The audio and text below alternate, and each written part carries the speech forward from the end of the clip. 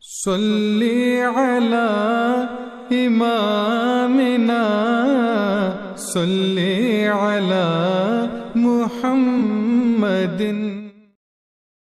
Salawat dan salam semoga tercurah melimpahkan kepada Nabi kita Rasulullah SAW, pada keluarga, sahabat dan umat yang taat kepadanya sampai akhir zaman. Yang saya hormati Bapak Amirda, Bapak Muda, dan seluruh pengurus yang hadir pada saat ini, juga ketua daerah yang ada di Nagrak, para tokoh masyarakat, para tokoh lazina, jamaah, lebih khusus sobat Bu Eli sareng Budina sering sasarangan. Alhamdulillah biasa suping bisa datang ke sini bersilaturahmi. Dan Bapak Ibu sekalian, seluruh jamaah peserta jasa salana yang berbahagia, yang semangat untuk bersilaturahmi. Alhamdulillah saya mengucapkan terima kasih yang sebesar-besarnya atas undangan dan kesempatan yang diberikan kepada saya, khususnya secara pribadi maupun kepada organisasi ini muslimah ya. Saya merasa kita sama-sama dengan Lazina sama-sama punya misi untuk mewujudkan kehidupan yang sejahtera dan berkeadilan. Keadilan untuk semuanya, kesejahteraan untuk semuanya, untuk laki-laki, untuk perempuan, anak-anak dan orang tua. Ini masih menjadi cita-cita besar yang membutuhkan perjuangan. Kita melihat dalam realitas kenyataan betapa masih banyak kaum, khususnya kaum perempuan yang tertinggal, yang masih belum berdaya, dan itu menjadi PR bagi kita semua ya. PR bagi kita semua para jemaah, karena mungkin kita juga mengakui bahwa perempuan itu adalah boleh dikatakan pusat kehidupan. Nah, kecil-kecilan di rumah tangga, kalau tidak ada ibu sehari saja bagaimana rasanya? Amat.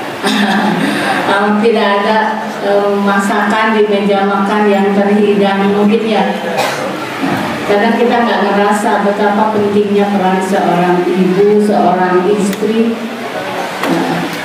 dan itu harus kita sadari. Dan karena kita butuh mereka, maka kita perlu memperhatikan kesejahteraannya, lahir batinnya. Seorang ibu yang akan melahirkan generasi itu perlu untuk sehat, lahir dan batin. Kalau tidak sehat, nanti generasinya yang dilahirkan lemah, dan itu oleh agama diamanatkan agar kita tidak boleh meninggalkan generasi yang lemah. Sekarang banyak ya yang jadi pembicaraan adalah kasus stunting. Stunting itu bapak-bapak tahu?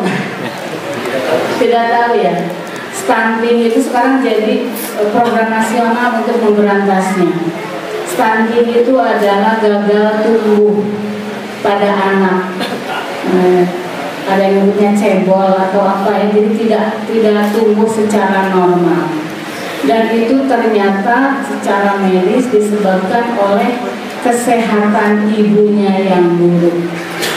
Ya, jadi dari pola makan ibunya sejak remajanya, dari gizinya, dari sikap mental dan kesehatan jiwanya.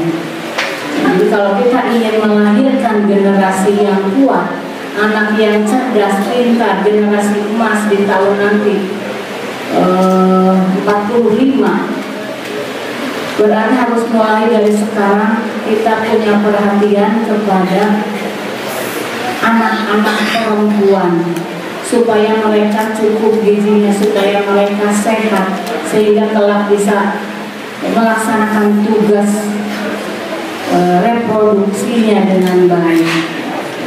Ini seperti sepele, padahal itu pusat kehidupan.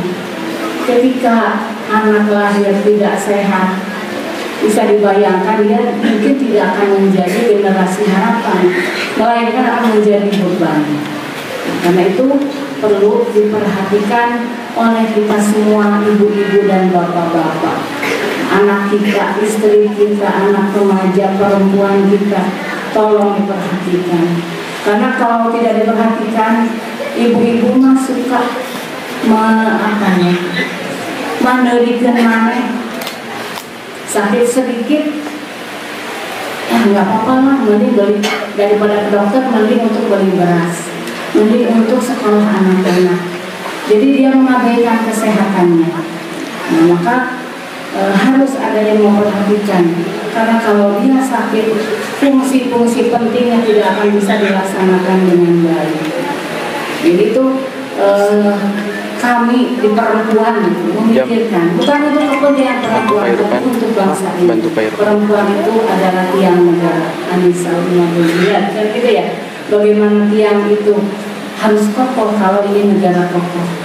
Perempuan sebagai tiang negara, kalau tidak kokoh berarti negara akan roboh. Kokoh apanya? Kokoh fisiknya, kesehatannya, kokoh mentalnya, kokoh imannya, kokoh karakternya. Jadi ini mumpung bertemu kita berbicara, ada hal yang mungkin terlupa, yaitu bagaimana memperhatikan kesehatan perempuan. Seorang ibu dan seorang gadis itu harus diperhatikan. Ya, tentu bapak-bapak sudah diperhatikan oleh ibu-ibunya, ya sudah dilayani. Gitu. Lalu masalah pendidikan itu penting. Tadi saya dengar bapak bahwa lembaga pendidikan kita masih perlu terus ditingkatkan ya Pak. Alhamdulillah kita punya semangat untuk terus meningkatkan kualitas pendidikan. Hemat kami, inti dari tujuan pendidikan itu adalah membangun karakter, membangun akhlak, ya bukan hanya keterampilan dan pengetahuan, tapi bagaimana karakter. Karakter itu ada karakter mental, sikap jujur, sikap semangat, antusias, integritas gitu. Nah ada juga karakter kinerja, kerja cerdas, kerja ikhlas, kerja tuntas. Kita tidak ingin generasi kita jujur tapi malas. Tidak juga kita ingin generasi kita cerdas tapi jelas. Ya, jadi kita harus membangun karakter generasi kita ini baik dalam segi sikap mentalnya maupun di dalam kinerjanya. Karena untuk membangun baldatun thayyibatun warabun ghafur itu dimulai dari pendidikan. Dan mungkin sering kita dengar Jepang begitu maju, 100 tahun Jepang setara dengan perkembangan 300 tahun di Eropa. Bahkan Korea 60 tahun bisa sejajar dengan 300 tahun perkembangan di Eropa. Ada apa itu ekonomi? Ternyata pendidikannya yang dipentingkan, yaitu karakter. Jepang terkenal dengan kerja kerasnya, dengan integritasnya, seperti itu. Nah, padahal nilai-nilai itu semua ada di agama kita, di agama Islam.